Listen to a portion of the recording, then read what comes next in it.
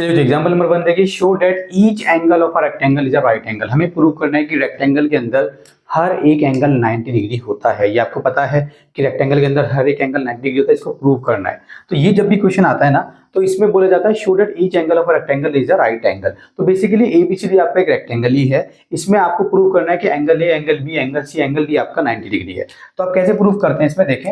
आप सबसे पहले आप यहाँ पे एक लाइन लिखेंगे, आप ये बोलें let A B C D is a rectangle, okay, ABCD is a rectangle and angle A equals to 90 degree. किसी भी एक एंगल को आप 90 डिग्री बना लें, ठीक है, ये आपने लेट कर लिया।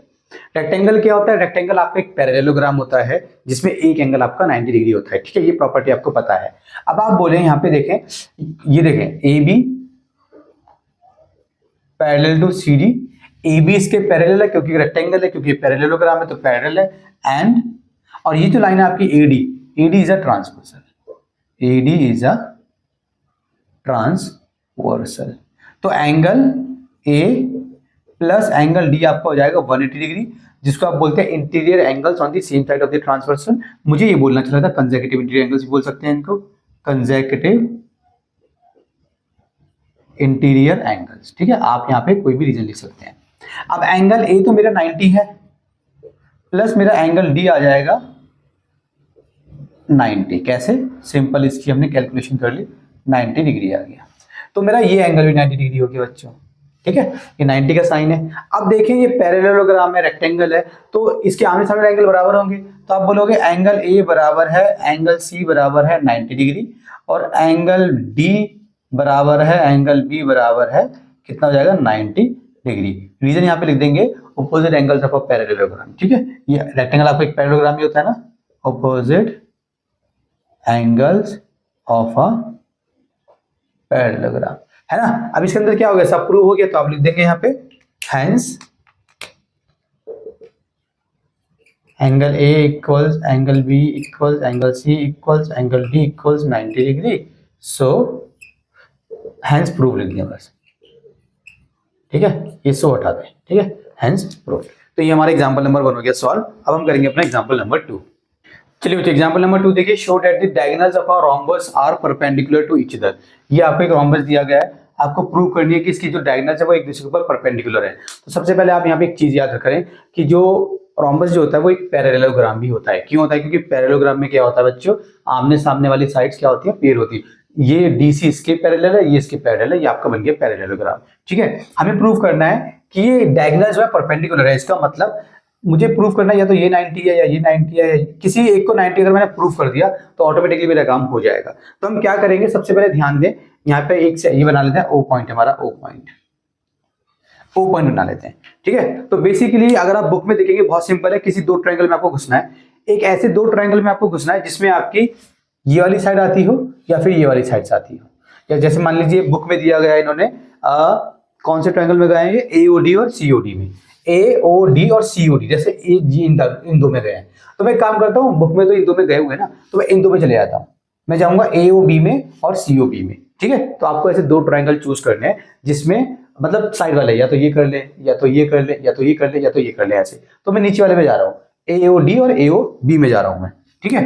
तो मैं यहाँ पे एओबी और एओबी इन ट्रायंगल एओबी, अगर इसका नाम एओबी है तो उसका नाम सीओबी होगा, एंड ट्रायंगल सीओबी, ठीक है।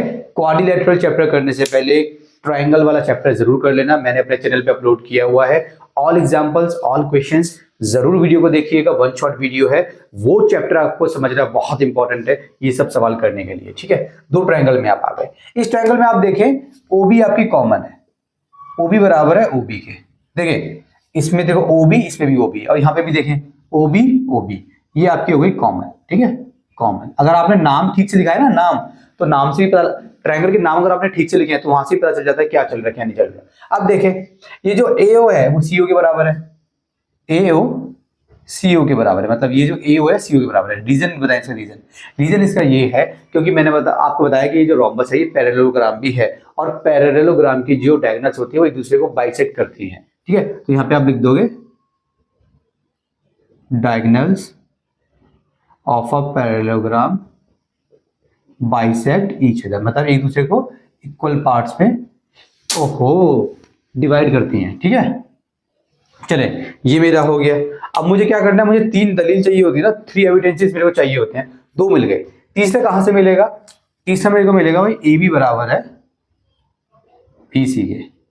ये जो ए बी है ये बी सी के बराबर है। क्यों सर? क्योंकि भाई ये है आपका रोम्बस, और रोम्बस की सारी साइड्स बराबर होती है। ठीक है, all sides of a rhombus are equal, कोई भी रीजन आप लिख सकते हैं। ठीक है, जिससे समझ में आ जाए कि आप कहना क्या चाह रहे हो। तो मेरा क्या हो गया, मेरा ये जो ट्राइंगल है, triangle A O B congruent हो गया मेरा ट्राइंगल सी ओ बी के।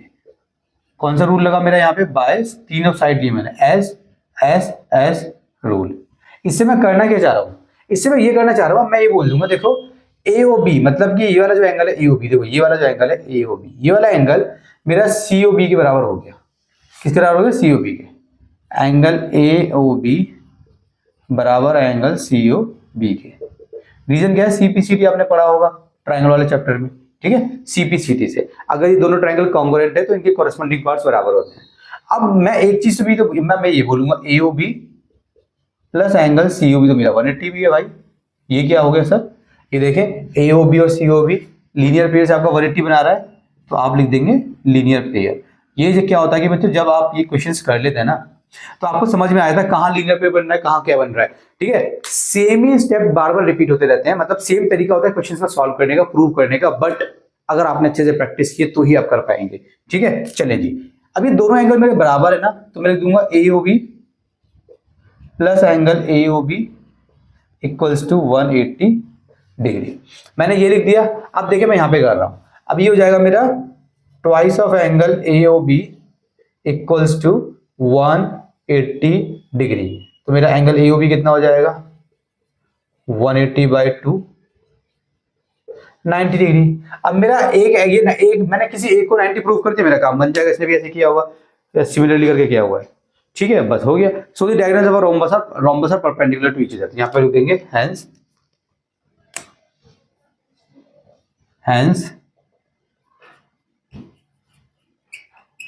diagonals of a rhombus are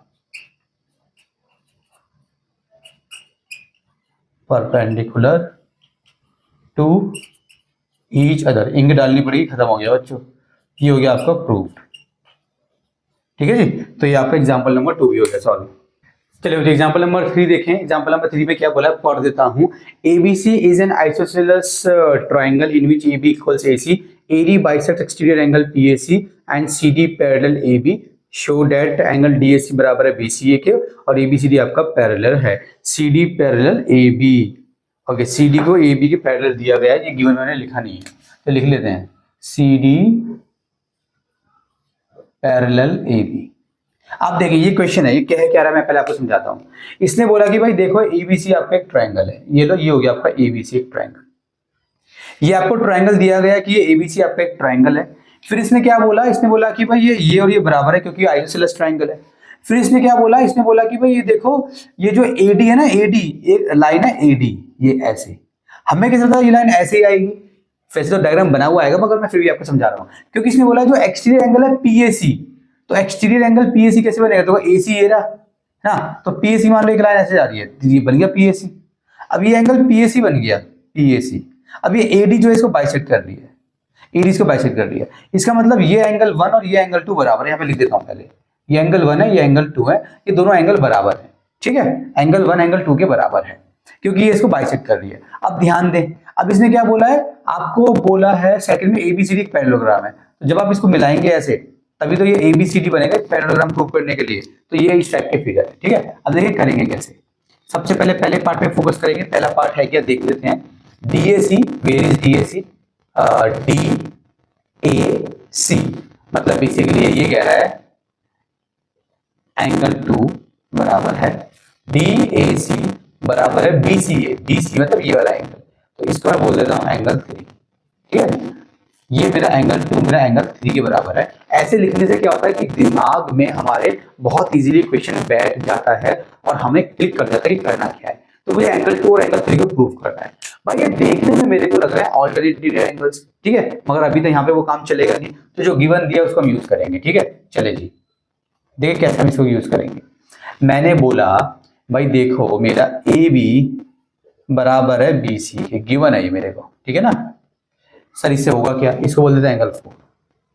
इससे ये होगा भाई एंगल 3 एंगल 4 के बराबर हो जाएगा, ठीक है। अगर एक ट्राइंगल के अंदर दो साइड्स बराबर है तो क्या आमने सामने वाले एंगल बराबर होते हैं, ठीक है। Opposite angles of a triangle, sorry angles opposite to equal sides of a triangle, angles opposite to equal sides of a triangle, ठीक है जी। ये मेरा हो गया एंगल 3 एंगल 4 के बराबर हो गया। अब एक काम बताऊं आपको, अब ये जो आपका एंगल 1 और 2 है मिला के पूरा कितना, ये PAC है, एक्सटीरियर एंगल। एंगल PAC जो है वो आपका बराबर होगा एंगल 2 प्लस एंगल 3 के। सर ये क्या बवाल कर दिया आपने, भाई एक्सटीरियर एंगल एक ट्राइंगल में, एक जो एक्सटीरियर एंगल होता है वो दो एंगल्स के सम के बराबर होता है। बस एक्सटीरियर एंगल का साइड में जो एंगल होता है उस एंगल को छोड़ देना होता है आपको, ठीक है। तो इसको बोलते हैं exterior angle property, exterior angle property, simple ये लिख दें आप, एक्सटीरियर एंगल प्रॉपर्टी, ठीक है। अब देखें बच्चों, मुझे चाहिए भाई, अब मैं यहीं से अपना काम बनाऊंगा, मुझे PAC नहीं चाहिए भाई, मुझे PAC नहीं चाहिए, तो मुझे PAC मैंने ये दिया ना, मुझे एंगल 2 चाहिए। तो क्या मैं PAC की जगह एंगल 1 प्लस एंगल 2 नहीं लिख सकता, है ना। और ये तो एंगल 2 प्लस एंगल 3 है ही, एंगल 2 प्लस एंगल 3 है ये। अब क्या मैं दोनों की जगह एंगल 2 नहीं लिख सकता, क्योंकि दोनों बराबर है। और ये क्या मेरा एंगल 2 प्लस एंगल 3 है। समझ में आया, ऐसे मैं कर सकता हूं। मेरे को प्रूव करना है एंगल 2 एंगल 3 के बराबर है। अब यहां पे एंगल 2, आप देखें यहां पे ध्यान से एंगल 2, और यहां पर भी एंगल 2 चल रहा है, तो दोनों जगह पे मेरा एंगल 2 चल रहा है, तो भाई ये कट जाएगा ऐसे सिंपल, ठीक है। तो मेरा क्या हो जाएगा, मेरा मैं यहां पे कर रहा हूं, मैं एंगल 2 मेरा बराबर हो जाएगा एंगल 3 के। एंगल 2 का नाम क्या है बच्चों, एंगल DAC, एंगल DAC। और एंगल 3 का नाम क्या है बच्चों, एंगल BC है, एंगल BCA। तो ये तो मेरा हो गया पहला प्रूफ, ठीक है। इतना समझ में आया, पहला तो हमने प्रूफ कर दिया। अब मुझे प्रूफ करना है बच्चों कि मेरा जो ABCD है वो मेरा पैरेललोग्राम है। तो A ये रहा, B ये रहा, C ये रहा और D ये रहा, ABCD। सबसे पहले मुझे एक बात मैं आपको बताता हूँ, मुझे कुछ गिवन दिया गया है जिसको मैं यूज करूंगा। अगर ये ABCD यहाँ पे मेरा एक क्वाड्रिलेटरल है, अगर मैंने इसके दोनों पेयर्स को पैरेलल प्रूफ कर दिया तो ऑटोमेटिकली मेरा ये बन जाएगा पैरेललोग्राम। एक पेयर तो ऑलरेडी मुझे दिया गया है, जैसे कि आप देख सकते हैं ये वाला, ठीक है, ये पेयर मुझे दिया गया है। तो मैं क्या करूंगा, मैं इसको यहां पे सॉल्व करता हूं, ध्यान दे। मैं बोलूंगा कि भाई देखो CD पैरेलल है AB के, ये तो मुझे क्वेश्चन में गिवन है, ठीक है जी। CD पैरेलल है AB के, इन क्वाड्रिलेटरल ABCD में बोल देते हैं, ठीक है। देखें चलो पहले वो बाद में करेंगे, पहले सिंपल ये हमारा गिवन है। अब दूसरा देखें, एंगल 2 मेरा एंगल 3 के बराबर है, एंगल 2 मेरा एंगल 3 के बराबर है। अगर सिर्फ मैं इसकी बात करूं, अगर मैं सिर्फ इसकी बात करूं, इसकी, ये ऐसे है ना, ऐसे ऐसे ऐसे, ये वाला एंगल 2 मेरा इस एंगल 3 के बराबर है। मगर ये देखने में कैसे है, ऑल्टरनेट इंटीरियर एंगल। तो मैं यहां पे क्या बोलूंगा, एंगल 2 बराबर है मेरा एंगल 3 के, बट दे है ना, and these angles form and these but they are alternate angles, simple, and they are alternate interior angles. मैंने आपको सिखाया था, नहीं सिखाया तो देखो, अगर ये दो लाइन पैरेलल है और मान लीजिए एक लाइन ऐसे कट कर रही है, मान लीजिए कैसे भी कट कर रही है, अगर ये एंगल इस एंगल के बराबर है, अगर ये लाइन और ये लाइन पैरेलल है तो ये एंगल इस एंगल के बराबर होता है ऑल्टरनेट इंटीरियर एंगल। इसका उल्टा क्या होता है, अगर ये एंगल और ये एंगल बराबर है, किसी और तरीके से हमने बराबर कर दिया तो ऑटोमेटिकली ये लाइन और ये लाइन पैरेलल हो जाएगी, है ना। तो मैं यहाँ पे लिखूंगा ऐसे है, हैंस एंगल 2 जो है, तो एंगल 2 मतलब ये रहा AD वाला, देखो ये एंगल 2, तो AD मेरा BC के पैरेलल हो जाएगा, हैंस AD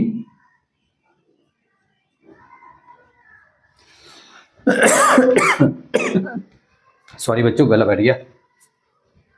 तो मेरा AD पैरेलल हो गया BC के। अब आप देखें इन quadrilateral ABCD, CD parallel AB and AD parallel BC, CD parallel AB and AD parallel BC, hence ABCD is a parallelogram. ठीक है, तो मेरा ये एग्जांपल नंबर कौन सा था 3 सॉल्व हो गया। चलिए जो एग्जांपल नंबर 4 देखिए, काफी अच्छा एग्जांपल है। एग्जांपल में क्या दिया गया है कि two parallel lines L and M are intersected by a transversal P, show that the quadrilateral formed by the bisectors of interior angles is a rectangle। तो बेसिकली आपको क्या दिया गया है, ये देखें, ये आपको दो पैरेलल लाइन दी गई, यहाँ पे देखें, ये आपको बच्चों दो पैरेलल लाइन दी गई है, देखो ऐसे, ये ठीक है, एक का नाम L है, एक का नाम M है, और इनको एक ट्रांसवर्सल कट कर रही है ऐसे, इसको बोला गया छोटा P। छोटा P क्या, देखिए P दो बार दिख रहा होगा आपको, एक छोटा P बड़ा P, तो हम ऐसे नाम दे सकते हैं, हम सेम नाम नहीं दे सकते, दोनों को मैं P नहीं बोल सकता, मगर एक को कैपिटल P एक को स्मॉल P ऐसे मैं बोल सकता हूँ। ठीक है, चलें जी, ये हो गया।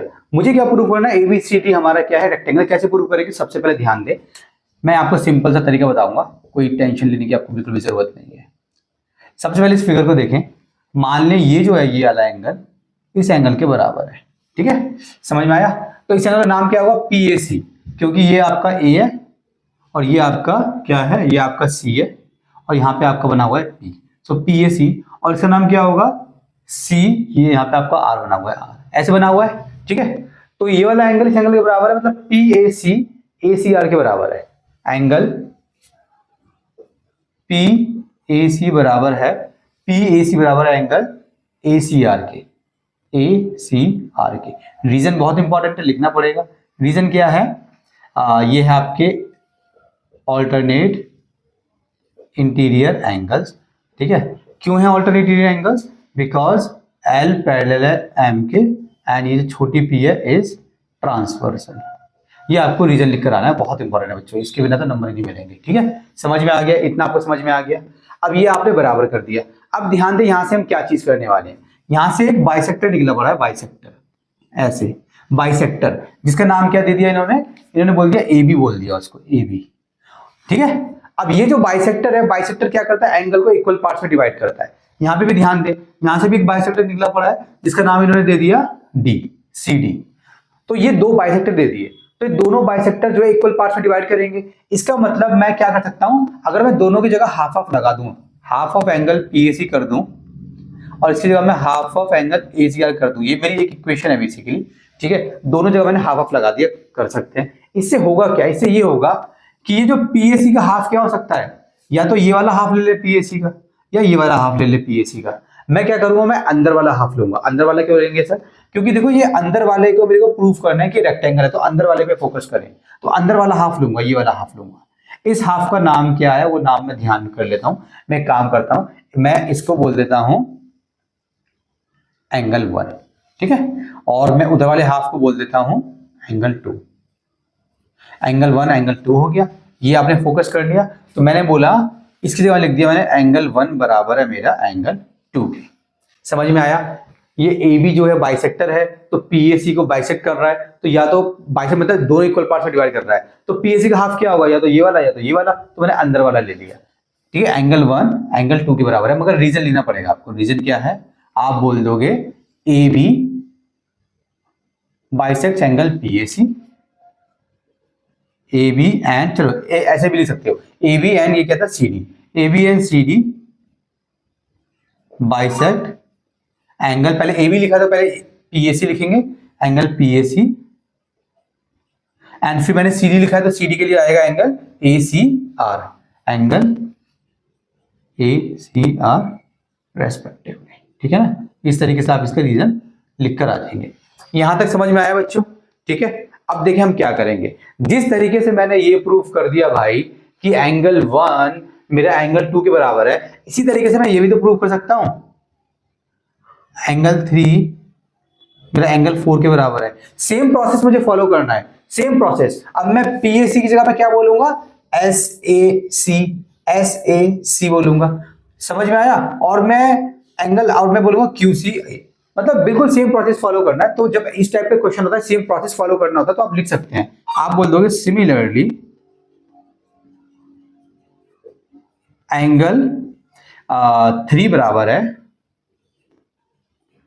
एंगल 4 के, ठीक है। सिमिलरली एंगल 3 बराबर है एंगल 4 के, बस इतना आप लिख दोगे। अगर यही क्वेश्चन आपका ज्यादा नंबर का आता है, फॉर एग्जांपल 6 नंबर का आ गया, तब आप पूरे स्टेप सॉल्व करके दिखा देना, ठीक है। और यही क्वेश्चन अगर आपका आता है, 3-4 नंबर का क्वेश्चन आता है, तब पूरे स्टेप सॉल्व करने की जरूरत नहीं है, आप सिंपल इसको कर देना, ठीक है। चले, और बाकी 9th क्लास का क्वेश्चन है, आपने टीचर के अकॉर्डिंग कर देना, या अगर टीचर आपके नंबर काट के बोलती है पूरा करना पड़ेगा, तो पूरा करके दिखा देना, ठीक है। कॉन्सेप्ट वही है कि जैसे आपने ये प्रूव करा, ऐसे आप सिमिलरली एंगल 3 को एंगल 4 के बराबर प्रूव कर देंगे। अब ध्यान दें, एंगल 1 एंगल 2 के बराबर है बच्चों, एंगल 1 एंगल 2 के बराबर है, मगर ये देखने में कैसे लग रहे हैं, ऑल्टरनेटिव एंगल्स हैं, ठीक है। तो क्या करेंगे हम, क्योंकि एंगल 1 एंगल 2 के बराबर है ना, तो एक काम करूंगा मैं बोलूंगा एंगल 1 बराबर है एंगल 2 के, ऑलरेडी प्रूव कर चुके हैं। और ये इसके आगे मैं लिखूंगा and they are alternate interior angles, ठीक है। ये ऑल्टरनेट इंटीरियर एंगल्स हैं, एंगल 1 और एंगल 2 देखने में ऑल्टरनेट इंटीरियर एंगल्स हैं, ठीक है। इसका मतलब क्या हो जाएगा, हेंस ये जो है हमारी AB पैरेलल टू CD हो जाएगा। सिखाया था बच्चों, ये देखें, ये 2 लाइन है, यहां से एक लाइन जा रही है, ये एंगल 1 है और ये आपका एंगल 2 है, ठीक है। अगर ये दोनों हमने बराबर प्रूव कर दी किसी और तरीके से, तो ऑटोमेटिकली ये लाइन और ये लाइन पैरेलल हो जाती है, ठीक है। तो ये वाली चीज है। अब एंगल 3 है, देखो ये जो एंगल है ना ऐसे, तो इसमें देखो ये वाली लाइन आ रही है और ये एक ट्रांसफर आ रही है, और ये एंगल 2 की बात चल रही है, तो इसमें ये वाला आ रहा है पैरेलल। सो ये AB पैरेलल हो गया CD, आप ऐसे भी पता लगा सकते हो। अब मैं क्या बोलूंगा, एंगल 3 बराबर है एंगल 4 के, and they are alternative angles, same and they are alternate, आपको पूरा लिख कर आना है, ठीक है, इंटीरियर एंगल्स, ठीक है। अब देखिए एंगल 3 देखो ये रहा, तो ये वाली पैरेलल हो जाएगी, और एंगल 4 ये रहा, तो ये वाली पैरेलल हो जाएगी। ये जो लाइन होती है तो कॉमन होती है, ट्रांसवर्सल होती है, तो AD पैरेलल हो गया मेरा BC के, AD hence AD parallel BC।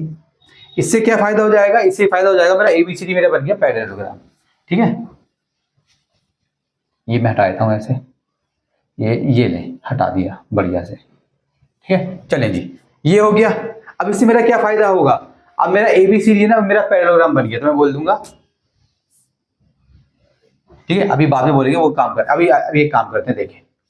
अब अगर मैं दोबारा से एक फिगर बना रहा हूं आपको दिखाने के लिए, कुछ समझाने के लिए, ये ऐसे है और एक लाइन ऐसे आ रही है, ठीक है। तो ये मान लीजिए P है, ये A है, और ये वाला पूरा एंगल, और यहाँ पे क्या है, ये S है, और ये वाला पूरा एंगल, ये देखें वहां पे, अभी इनके बाइसेक्टर भूल जाएं, ये पूरा एंगल 180 होगा लीनियर पेयर से, तो मैं क्या बोलूंगा, तो 180 हो जाएगा। तो मैंने बोला फॉर एग्जांपल कहां बोलूं, चलो यहां बोलता हूं पहले, अब देखिए मैं क्या बोलने वाला हूं, क्योंकि मैंने वहां पे फिगर बना रखी है ना। तो मैंने बोला angle PAC plus angle PAC, हाँ यहाँ पे C है बच्चों, सो PAC, और वो कौन सा हमारा, और आपका है वो SAC plus SAC equals to 180 degree. Reason क्या है इसका, लीनियर पेयर। अब PAC, अब दोनों में हाफ हाफ लगा दें, सो PAC का हाफ, एंगल तो सब में हाफ हाफ लगा दें, इसमें भी हाफ लगा दें, एंगल SAC, तो यहाँ पे भी तो हाफ होगा भाई, दोनों तरफ सब जगह हाफ लगाना पड़ेगा। अब देखें, अब मैंने यहाँ से एक बाइसेक्टर डाला, यहाँ पे मैंने एक बाइसेक्टर डाला ऐसे, सो PAC जो है उसका हाफ क्या है, मुझे हमेशा अंदर वाला लेना है, ये वाला हाफ है, और ये अंदर वाले को मैंने क्या नाम दे रखा है दोनों में, एंगल 1 और angle 3। So basically angle 1 plus angle 3 equals to 90 degree. Angle 1 और एंगल 3 इसको 90 डिग्री से मतलब हो गया कि ये जो है, मतलब ये जो ऐसे बन रहा है मेरा ऐसे, तो ये मेरा पूरा 90 हो गया। और अगर मेरे 90 हो गया तो ऑटोमेटिकली मेरा बन जाएगा रेक्टेंगल। अब देखो मैं लिखूंगा कैसे इसको, मैं बोलूंगा, ठीक है। इसके बाद मैं यहां पे कर रहा हूं बच्चों, ठीक है, कभी यहां कभी वहां, कोई बात नहीं, आप समझ जाएंगे, आप इंटेलिजेंट हैं। इन क्वाड्रिलेटरल, कौन सा है आपका ये, ABCD, ठीक है, इसमें आपने क्या बोला, इसमें बोला ए बी पैरेलल है, ए बी पैरेलल है सी डी के, एंड ए डी पैरेलल है बी सी के, ए डी पैरेलल है बी सी के। एक क्वाड्रिलेटरल के अंदर अगर ये वाली पैरेलल और ये वाली पैरेलल तो बन जाता है parallelogram. Hence A B C D is a parallelogram. अगर पैरेललोग्राम में एक एंगल 90 है तो बन जाता है रेक्टेंगल। और मैं बोलूंगा एंड एंगल, ये 1 और 3 मिला के कितना है, ये जो 1 और 3 है 90 है, तो बेसिकली पूरा एंगल ए माना जाएगा। अगर मैं बात कर रहा हूं एबीसीडी क्वाड्रिलेटरल की, and angle A equals to 90 degree, hence it is a rectangle. ठीक है, ये मेरा हो गया प्रूव्ड। चलें जी, इस तरीके से आप इस क्वेश्चन को कर देंगे सॉल्व। चलिए बच्चों, आपके सामने एग्जांपल नंबर 5 है, show that the bisectors of angles of a parallelogram form a rectangle. Basically आपको एक पैरेललोग्राम दिया गया है, ए बी सी डी आपका एक पैरेललोग्राम है, और ये ए पी और ये बी पी और ये डी आर और ये सी आर ये बाइसेक्टर्स हैं। एंगल ए का bisector A P, angle B का बाइसेक्टर बी पी, इस तरीके से बाइसेक्टर्स आपको दिए गए हैं। अब ये बाइसेक्टर्स मिलके बना रहे हैं एक ऐसे 4 साइड्स वाली फिगर जिसको बोलते हैं क्वाड्रिलेटरल। ठीक है, तो ये जो है आपका पी क्यू आर एस, ये पी क्यू आर एस आपका यहाँ पे दिया हुआ है क्वाड्रिलेटरल, इसको प्रूव करना है आपको रेक्टेंगल। ठीक है, तो आपको प्रूव करना है P Q R S is a rectangle.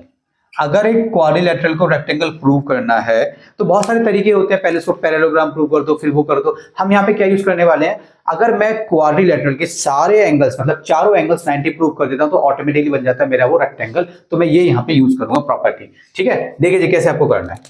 सबसे पहले आपको क्या बोलना है, मैं आपको बताता हूँ। ये आपकी फिगर दे रखी है, देखो ऐसे, ये ए है, ये बी है, ये सी है, ये डी है।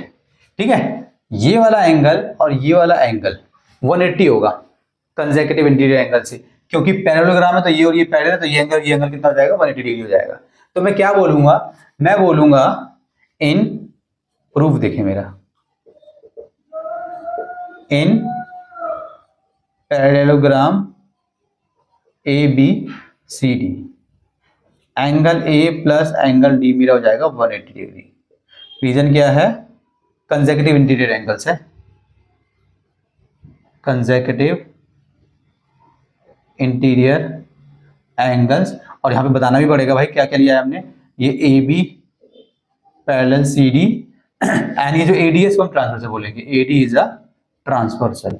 ठीक है, ये दो लाइन पैरेलल है, ये वाली डी सी और ए बी, और ये जो जा रही है ए डी ये इसको टच कर रही है, तो ये चाहे कट करके निकले ऐसे लंबी करके, चाहे टच करके निकले, एक ही बात होती है। ठीक है, ये मेरा हो गया रीजन। ठीक है, अब देखें, अब एक काम करें, सब में हाफ लगाएं। ये हाफ वाला सीन अब आप समझ गए होंगे ये कब चलता है, जब भी आपको एंगल्स के बाइसेक्टर दिए जाते हैं ना, तो ये हाफ वाला काम किया करें आप। ठीक है, मतलब आपने देखा होगा इससे पहले भी हमने कुछ ऐसा काम किया था, एंगल बाइसेक्टर दिया जाता है तो आपको ये हाफ वाला पैटर्न यूज करना पड़ता है। ठीक है, अब हाफ ऑफ एंगल क्या, एंगल ए क्या हो सकता है, अब ध्यान दें, ये जो है एंगल ए था ये, अब मैंने यहां से एक बाइसेक्टर डाला ऐसे। जब मैंने ऐसे बाइसेक्टर डाला तो इस बाइसेक्टर ने क्या करा, इस पूरे एंगल को मतलब इसको और इसको इक्वल पार्ट में डिवाइड कर दिया। अब मैं हाफ ऑफ एंगल ए की जगह या तो ये वाला एंगल लिख सकता हूं, ये वाला पार्ट, या ये वाला पार्ट लिख सकता हूं, क्योंकि ये वाला पार्ट क्या है, इस पूरे एंगल का आधा, ये वाला पार्ट क्या है, इस पूरे एंगल का आधा। तो मैं क्या करूंगा, मैं अंदर वाला लूंगा, ज्यादातर हम इसमें अंदर वाले लेते हैं, तो मैं अंदर वाला लूंगा, मतलब मुझे ये वाला चाहिए, ये वाला, तो मैंने इसको बोल दिया एंगल 1, और यहां से मैंने बोल दिया इसको एंगल 2। ठीक है, समझ में आया, मैंने इसको ऐसे ही बोल दिया। तो एंगल ए की जगह मैं क्या लिखूंगा, एंगल 1, और एंगल डी की जगह क्या लिखूंगा, एंगल 2, और ये कितना हो जाएगा 90 डिग्री। रीजन देना पड़ेगा भाई, रीजन क्या है, AP bisects angle A, AP bisects angle A, और ये क्या है, D R bisects angle D, यहां पे भी लिखा हुआ है D R bisects angle D. ये रीजन आपको देना पड़ेगा। अब इससे होगा क्या, आप कुछ नहीं होगा, अब एक खेल शुरू होगा। खेल समझे क्या होगा, खेल ये है कि अगर आप ध्यान दें, ये एंगल 1 एंगल 2, तो मान लो ये जो एंगल है ना, इसको ये एक एंगल है, इसको एंगल 3 बोल देते हैं। अब ये देखें, ये बन गया एक ट्राइंगल, ए एस डी एक ट्राइंगल है। तो हम बोलेंगे in triangle A S D angle 1 plus angle 2 plus angle 3 आपका होता है 180 डिग्री। इसका रीजन लिखना पड़ेगा भाई, यस, एंगल सम प्रॉपर्टी, ये इसका रीजन हो गया। अब एंगल 1 और एंगल 2 तो मेरे पहले से 90 डिग्री है, तो इसी का मैं क्या लिख दूंगा 90 degree plus angle 3 equals to 180 degree. यहाँ पे रीजन देना पड़ेगा, बिल्कुल। इसको बोल देते हैं इक्वेशन 1, तो यहाँ पे हम बोल देंगे बाय 1 या फ्रॉम 1, जो भी आपको बोलना है। ठीक है, समझ में आ गया। एंगल 3 मेरा कितना हो जाएगा 180 माइनस 90 इक्वल्स 90 डिग्री। तो मेरा ये वाला एंगल हो गया मेरा 90 डिग्री। अब ध्यान दे बच्चों, ये देखिए ऐसे बना हुआ है, देखो ऐसे अंदर वाला, ठीक है, और ये थोड़ा ऐसे खिसक आया और ये आपका बेसिकली 90 डिग्री। ये देखें ये 90 डिग्री है, एस मतलब एंगल 3, ये बेसिकली आपका एंगल 3 है, ये 90 है।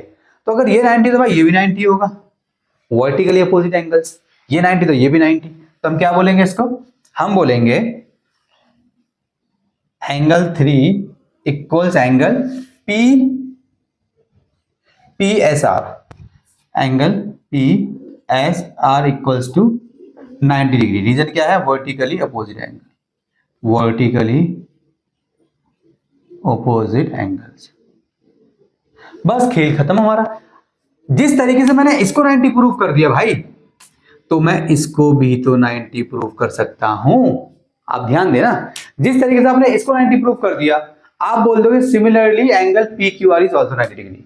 सिमिलरली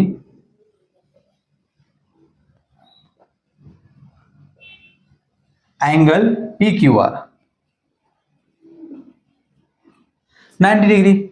अब मेरा भाई इसमें मेरे दो एंगल 90 डिग्री हो गए, मतलब पी क्यू आर एस में ये भी 90 ये भी 90, बचे मेरे आमने सामने दो वाले। कौन सा बचा मेरा, एक मेरा ये वाला बचा, एक मेरा ये वाला बचा। अब मैं देखो ये वाले कैसे करूंगा, जस्ट गिव मी 1 मिनट। चलो बच्चों ठीक है, यहां तक समझ में आ गया।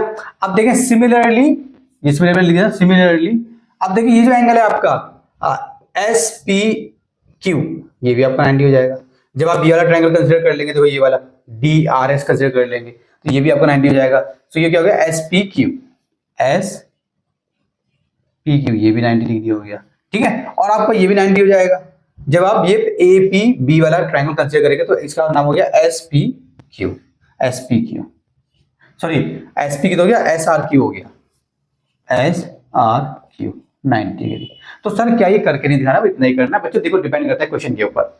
अगर ये क्वेश्चन आपका आ गया 2 नंबर का, 3 नंबर का, तो आप बस इतना करते हैं।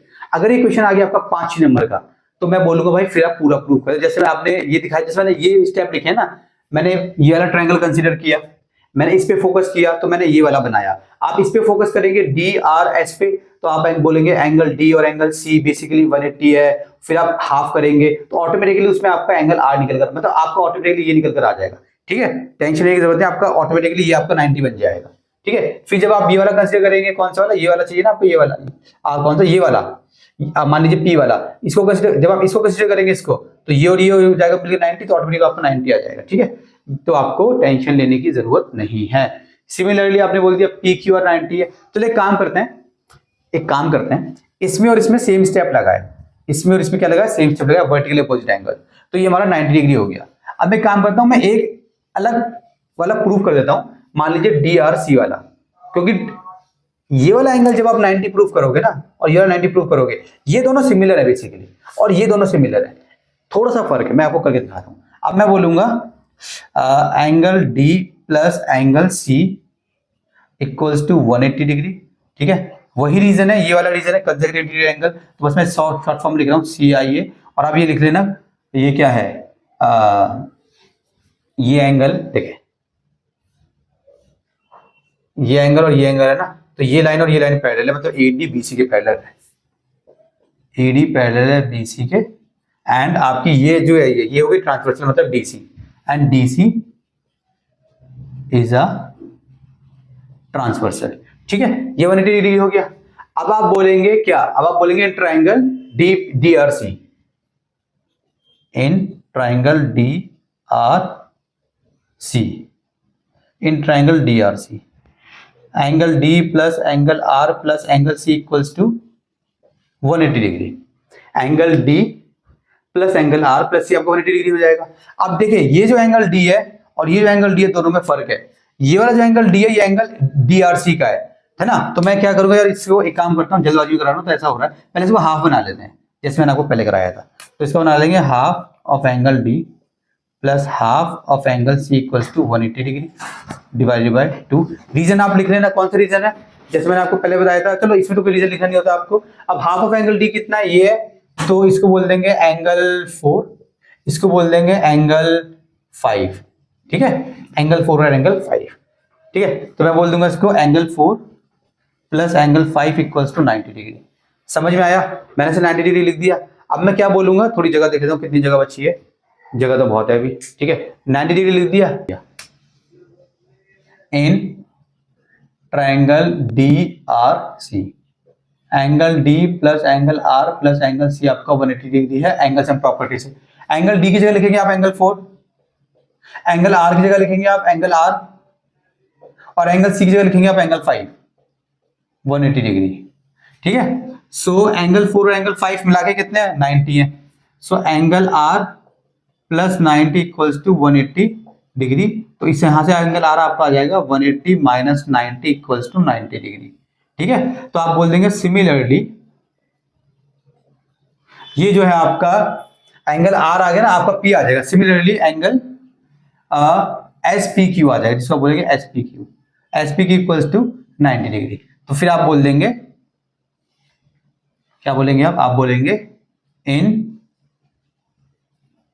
क्वाड्रिलेटरल, क्या है quadrilateral, P Q R S, P Q R S, angle P equals angle Q equals angle R equals angle S equals 90 degree, hence it is a rectangle, ठीक है, इट इज अ रेक्टेंगल, ठीक है बच्चों। तो ये आपका हो गया एग्जाम्पल नंबर 5 सॉल्व। उम्मीद है कि आपको पूरा दिख रहा होगा, ठीक है ना।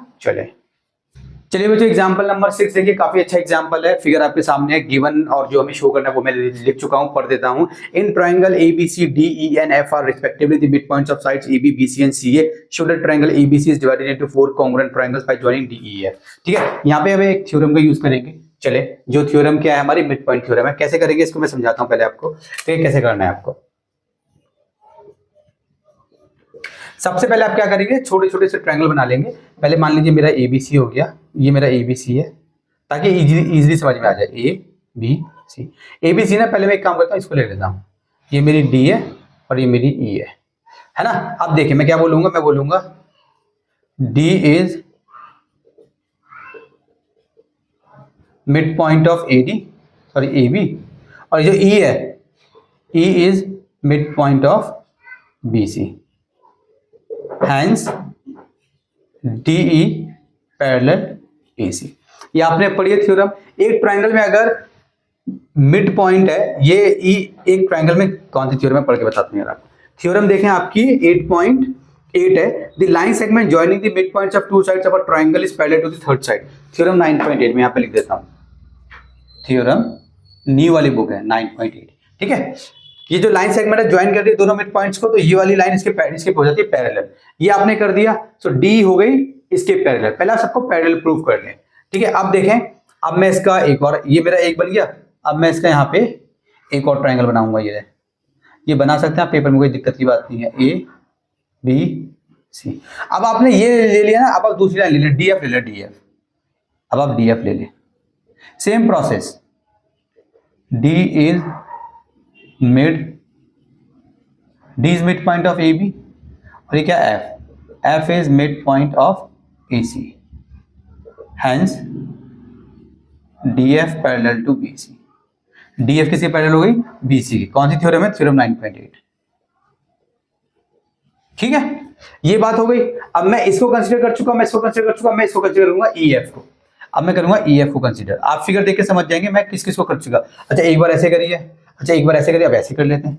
ये हो गई मेरी ऐसे, इसको ले लेते हैं अब, ये ए है, ये बी है, ये सी है, ये एफ है, और यहाँ पे क्या है, यहाँ पे ये ई है, ठीक है। इसके लिए आप क्या बोलेंगे, इसके लिए आप बोलेंगे एफ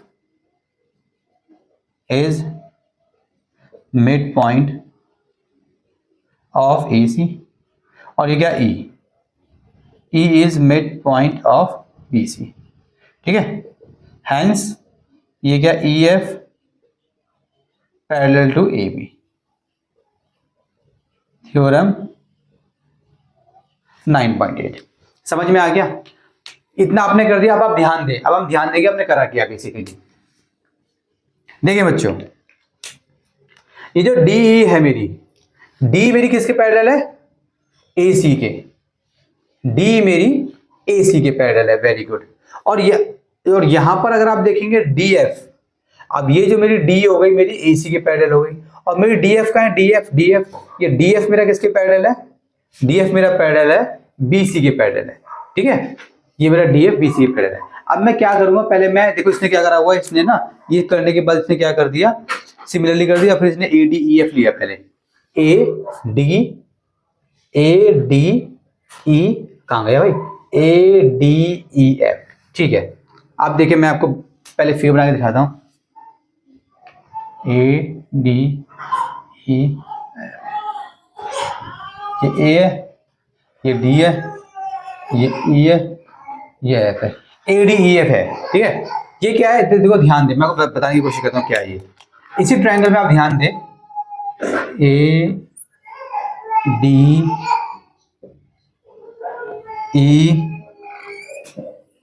ADEF, ये वाला देखिए, ये वाला पार्ट देखिए, ये वाला मतलब ऐसे पूरा ये क्वाड्रिलेटरल हो गया, क्योंकि इसमें 4 साइड से क्वाड्रिलेटरल हो गया। इसकी बात हम कर रहे हैं, मैंने वहां पे बना दिया। अब इसमें आप देखिए क्या क्या क्या, अगर इसको मुझे पैरेललोग्राम प्रूव करना है किसी भी तरीके से, ठीक है, मैं कैसे प्रूव करूंगा? अगर ये इसके पैरेलल है, ये इसके पैरेलल है, तो पहले मैं देखता हूं क्या मेरा ADEF के पैरेलल है। कहीं पे लिखा हुआ है AD या EF, कहीं पे लिखा हुआ है, ध्यान से देखो, EF कहीं पे लिखा हुआ है, EF देखो, ये रहा EF, ये रहा EF, ये रहा EF, मगर यहाँ पे EF लिखा हुआ है AB के पैरेलल, AB के पैरेलल। तो भाई ये जो EF है इस पूरे AB के पैरेलल हो या इतना पैरेलल हो, एक ही बात है, एक ही बात है ना। ये E है, ये F है, ये सॉरी ये E है, ये F है, और मान लो ये हो गया AD और हो गया मान लो C। अब मैं बोलूं EF पैरेलल है AC के, या बोलूं EF पैरेलल है AD के, एक ही बात है भाई, one and the same thing.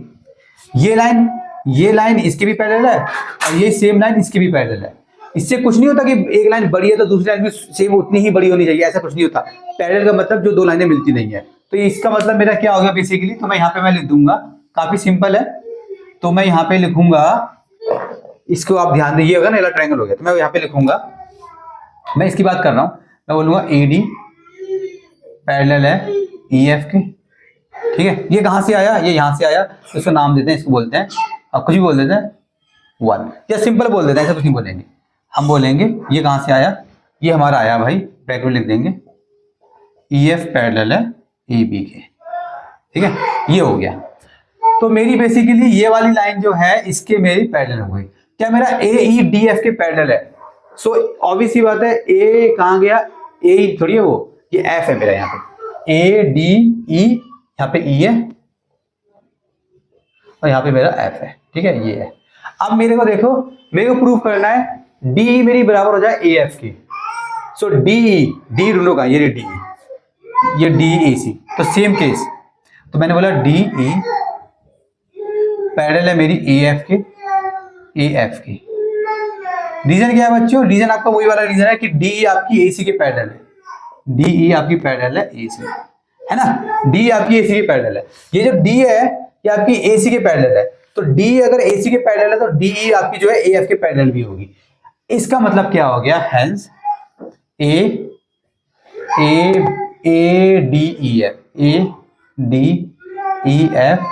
Is a parallel. आपको एक तो प्रूफ करके दिखाना पड़ेगा ना, जैसे आपने ये प्रूफ करा है, सिमिलरली आप दूसरा प्रूफ कर सकते हैं। इसने दूसरा कौन सा लिया है? इसने लिया है BDFE। देखो BDFE मतलब इसने दूसरा लिया ये वाला, देखो ये वाला BD, ये देखें और ये देखें। अब सिमिलरली आपका ये वाला जो है, ये वाला भी आपका सिमिलरली पैरेललोग्राम प्रूव हो जाएगा, जैसे मैंने ये वाले स्टेप्स करे हैं। तो मैं सिंपल लिख दूंगा सिमिलरली, अब तो लिख सकता हूँ, ये बात तो मैंने पूरा दिखा दिया ना। Similarly DBEF, similarly DBEF is also a parallelogram. ठीक है, ये भी पैरेललोग्राम हो जाएगा। तो देखिए, एक आपने ये वाला लिया, एक आपने ये वाला लिया, अब एक आप लेंगे ये वाला। इसमें आपको 3 लेने होते हैं। ठीक है, कौन सा लेंगे? DEFC, ये लिया ना इसने, DEFC लिया होगा। DEFC कहां गया? DEFC, DFC बोला इसने इसको। ठीक है, DFC। अब आप लेंगे ये वाला, ये वाला, ये वाला बेसिकली, ये वाला। ठीक है, DECF बोलते हैं, DECF, DECF is also a parallelogram. तो आपको यहाँ पे 3 पैरेललोग्राम पे फोकस करना है बच्चों, 3 पैरेललोग्राम पे आपको फोकस करना है। कैसे कैसे वाले हैं? देखो, ऐसे ऐसे वाले हैं। पहले एक आपको ऐसे वाला ले लेना है, ठीक है, ऐसे बड़ा वाला। फिर एक आपको इस साइड में बना हुआ है ऐसे, एक ऐसा वाला लेना है, ये ऐसे वाला। फिर आपको एक ऐसे बना हुआ है ऐसा वाला, फिर आपको ऐसे वाला लेना है। ये 3 आपको लेने हैं क्वाड्रिलेटरल्स, और इनको प्रूव कर देना आपको पैरेललोग्राम। एक को प्रूव करके दिखा देना, बाकी ऑटोमेटिकली आप लिख सकते हो ऐसे। इतना कर दिया। अब मुझे क्या प्रूफ करना था? मुझे प्रूफ करना था कि ट्राइंगल जो है इक्वल, मतलब ओहो, लाइट चली गई बच्चों, लाइट चली गई, लाइट चली गई, आने वाली टेंशन ना, लाइट आ जाएगी आगे ना बच्चों लाइट। ठीक है, चले जी, लाइट चली गई थी, लाइट आ चुकी है। अब आपको प्रूफ करना था कि ये जो एबीसी जो ट्राइंगल है, ये 4 कॉन्ग्रुएंट ट्राइंगल्स में डिवाइड हो गया। तो आपको ध्यान रखना, पैरेललोग्राम की जो डायगोनल होती है वो पैरेललोग्राम को 2 कॉन्ग्रुएंट ट्राइंगल्स में डिवाइड करती है। ठीक है, तो सबसे पहले मैंने क्या करा? सबसे पहले मैंने ये वाला लिया था। सबसे पहले मैंने कौन सा लिया था? ये वाला। तो अगर मैं बात करूंगा ADEF की, है ना, ADEF की, कहां गया ये रहा, इसकी। अगर मैं इसकी बात करूंगा तो इसकी डायगोनल क्या है बच्चों? DF है। ठीक है, आप बोलोगे DF is diagonal of parallelogram ADEF, hence triangle ADF is congruent to triangle, ये ट्राइंगल मेरा ADF। ठीक है, ये वाला ट्राइंगल मेरा ADF, ये मेरा हो जाएगा ADF जो है किसके? एक काम करते हैं, DF किसके बोला इसने बच्चों? जैसे इसने लिया वैसे लिख लेते हैं। ADF तो इसने लिया ही नहीं बच्चों, तो इसने जो नाम लिया है, क्या नाम लिया इसने? BDE। BD वाले में भी हम आए नहीं हैं, DAF बोला इसने इसको, DAF। ठीक है, जैसा ये बोल रहा है ऐसा बोल देते हैं, DAF। ठीक है, ट्राइंगल DAF आपका कॉन्ग्रुएंट है FED के, कॉन्ग्रुएंट है ट्राइंगल FED के। तो बेसिकली जो आपका DAF है, DAF ये आपका FED के कॉन्ग्रुएंट हो गया, क्योंकि आपकी DF यहाँ पे क्या है? डायगोनल है, वो है डायगोनल। इसी तरीके से हमने क्या ट्राइंगल लिया है? ये वाला। तो DE जो है डायगोनल है इसकी DDEF की, इसकी। तो मैं बोलूंगा DE इज, अच्छा एक को दिखा देना, फिर आप लिख सकते हैं सिमिलरली, है ना। चलो लिख ही देते हैं यार, इतना क्या लिखना। DE is diagonal of parallelogram किसकी है? DBEF की, DBEF। हैंस ट्राइंगल देख लेते हैं इसमें, DBEF, DBEF, कहां गया? DBEF ये है। तो अगर इसका नाम बोलता हूं मैं BDE, तो इसका नाम होगा FEC, BDEFEC, triangle BDE congruent triangle FEC। बच्चों नाम बहुत इंपॉर्टेंट है। ट्राइंगल वाले चैप्टर में मैंने आपको सिखाया नाम कैसे लिखते हैं। ये नाम बहुत इंपॉर्टेंट है, ऐसा नहीं है कि हम कुछ भी नाम लिखकर आ जाएंगे, आपको सोच समझ के नाम लिखने होते हैं। ठीक है, देखिए मैंने क्या लिखा है? BDE, ये वाला मतलब मैंने लिखा है ये जो है BD, ये ऐसे मैंने इसको नाम दिया है। मैंने बोला पहले देखो, पहले मैं B से गया D पे, फिर आया मैं E पे, तो इसका नाम मैंने क्या दिया है? फिर इसका नाम मैंने दिया है क्योंकि BD मेरी ये पैरेललोग्राम है ना, तो मेरी BD इसके पैरेलल है, इसके, और मेरी ये जो है, और मेरी जो है BE ये मेरी इसके पैरेलल है ना। और पैरेललोग्राम में तो बराबर भी है, ये इसके बराबर है, ये इसके बराबर है। तो इसका नाम, अगर इसका नाम BDE है तो देखो दिखाता हूं मैं, BD और ये क्या है? FE, BD क्या मेरी बी डी एफ ई के बराबर है? बिल्कुल बराबर है। उसके बाद देखिए मेरा ये जो है इसमें बी, मेरी बी बराबर है इसके, मेरी बी डी एफ के बराबर है क्योंकि पैरेललोग्राम है। सो बी देखो क्या है, एफ बी, इसका देखो बी, ये मैंने सी कहां से लिख दिया, एफ ई, ये क्या है एफ ई डी आएगा ना, यहाँ पे डी आएगा, एफ ई डी। देखें बी मेरी बराबर है डी एफ के, सो बी का मेरा ये रहा बी, बी मेरी बराबर है डी एफ के, ये ना मेरा डी एफ, डी एफ, ठीक है। सो इसीलिए हमने इसको ऐसे बोला है, ठीक है। इसने कौन सा नाम दिया हुआ है, बी डी ई, इसमें B D E F E D, इसने भी ये नाम दिया हुआ है, ठीक है।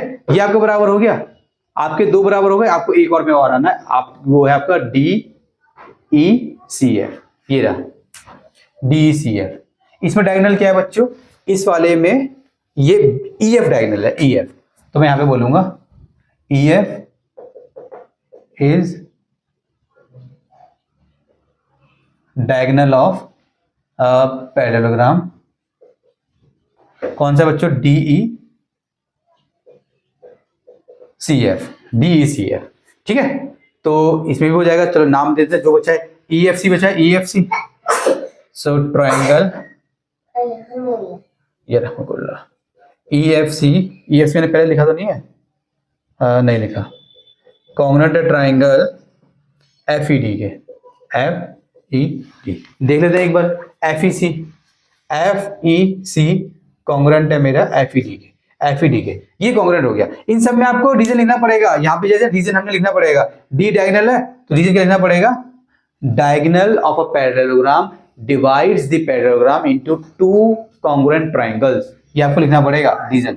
इसने रीजन लिखा हुआ है कहीं पर, डायगोनल, इसने रीजन तो नहीं लिखा हुआ, नहीं लिखा हुआ, ठीक है, चलिए कोई बात नहीं, फिर आप बोल देंगे यहाँ पे एंड में डायगोनल, ये रीजन है of a parallelogram divides it into congruent triangles, ठीक है, ये रीजन है बच्चों। एंड में आप लिख देंगे hence all four triangles are congruent, all four triangles are congruent, ये हो गया आपका प्रूफ, ठीक है बच्चों।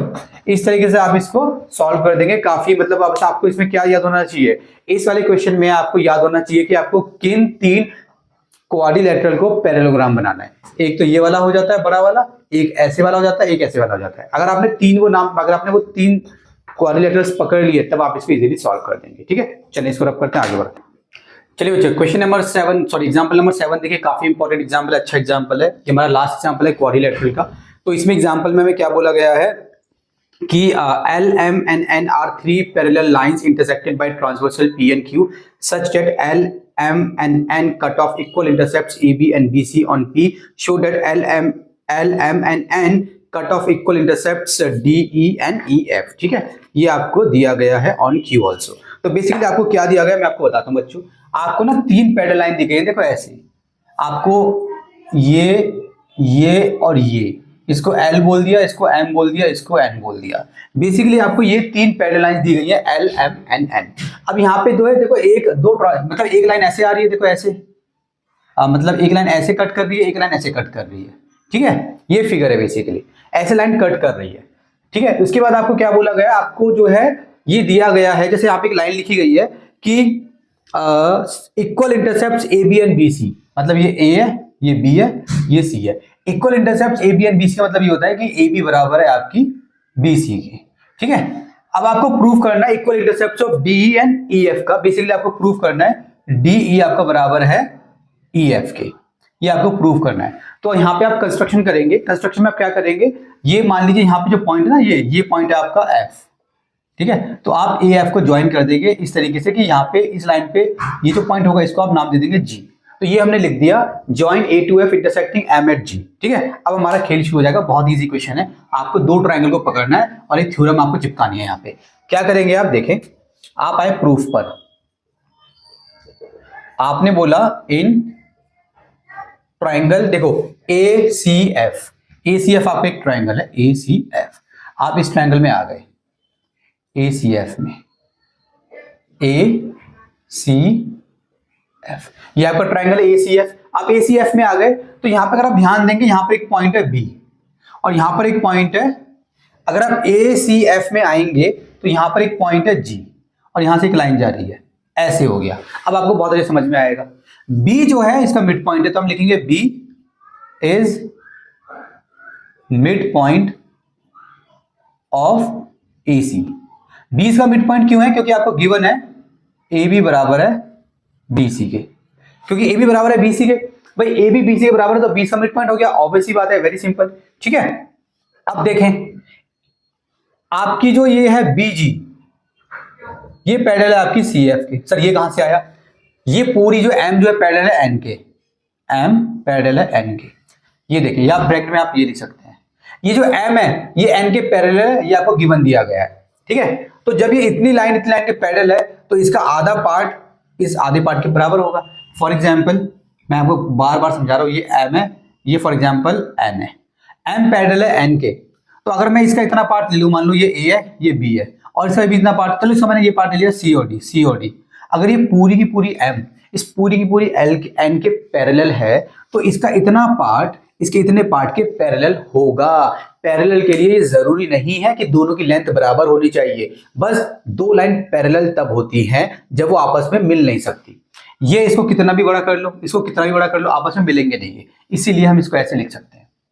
अब यहां पर मैं चिपकाऊंगा थ्योरम 9.11। पहले उसको मेरे क्या बोलूंगा?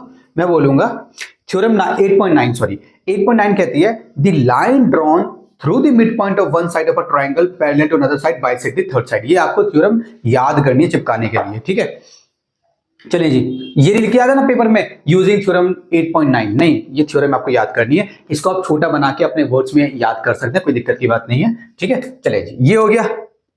Hence G is midpoint of AF। Reason क्या है? थ्योरम कौन सी बच्चों? 8.9। दोबारा पढ़ देता हूं, क्या बोलती है? The line drawn through the mid point of one side of a triangle, the line drawn through the mid point of one side of a triangle bisects the other side. अगर ये इसके पैरेलल है तो the line drawn through the midpoint of one side of a triangle parallel to another side bisect the chord। ठीक है, bisect the other side। bisect का मतलब हो गया इक्वल पार्ट पे डिवाइड करती है, बेसिकली इसका मतलब हो गया जी मिड पॉइंट है। अब आपको क्या करना है? अब आप इस ट्रायंगल में आए थे ना, अब मैं इसको रब कर देता हूं क्योंकि इसका काम हो चुका है। अब देखें, अब आप बोलेंगे in triangle A F D. अब आप एक और ट्रायंगल में आ जाएंगे, in triangle A F D. ये ए एफ डी ट्राइंगल देखो ऐसा बना हुआ है, देखो ऐसा, पहले आप समझ ले कैसे बना हुआ है। ये बेसिकली ऐसा बना हुआ है, ऐसा। ये आपका ए हो गया, ये आपका एफ हो गया, ये आपका डी हो गया। ये ए एफ डी ऐसे बना हुआ ना उल्टा सा, ए एफ डी। यहाँ पे एक पॉइंट है जी और ये जी को हम प्रूव कर चुके हैं कि मिड पॉइंट है, और यहाँ पे एक पॉइंट है ई, ऐसे। ठीक है, तो आपने बोला इस वाले ट्राइंगल में G is mid point of F. और देखें यहां पे जी पैरेलल है एडी के। अगेन क्यों पैरेलल है? ये जी जो है बेसिकली एम का पार्ट है और ये एडी जो है एल का पार्ट है, तो यहां पे आप लिख देंगे एल पैरेलल है एम के, इसीलिए ये भी पैरेलल हो गया। हेंस अगेन ये एक ट्राइंगल है, the line joining through the mid point of one side of a triangle is parallel to the third side bisect the another side. ठीक है, इसको बाइसेक्ट करती है। पता नहीं मैंने क्या बोल दिया यार। ठीक है, थ्योरम पढ़ लेना यार। The line drawn through the mid point of one side of a triangle parallel to the other side bisect the third side. तो आप बोल देंगे E is mid point of DF। Reason क्या है? थ्योरम 8.9। याद कर लेना बच्चों अच्छे से थ्योरम। ठीक है, ये हो गया। इसका मतलब क्या हो गया? हैंस DE बराबर है EF के। और हमें क्या प्रूव करना था? अब उसको उसकी लैंग्वेज में लिख देते हैं, L M N N cut off equal intercept of D, तो है ना। तो यहां पे आप लिख देंगे hence L M N cut off, या हमने लिख दिया अदर वर्ड्स में इक्वल इंटरसेप्ट्स इंटर स्पेलिंग गलत हो गई, इंटरसेप्ट्स ऑन क्यू ऑल्सो। ठीक है, ये आप लिखकर आ जाना, ये आपका क्वेश्चन हो गया सॉल्व, प्रूव्ड, सॉरी एग्जाम्पल हो गया सॉल्व। ठीक है, तो सारे एग्जाम्पल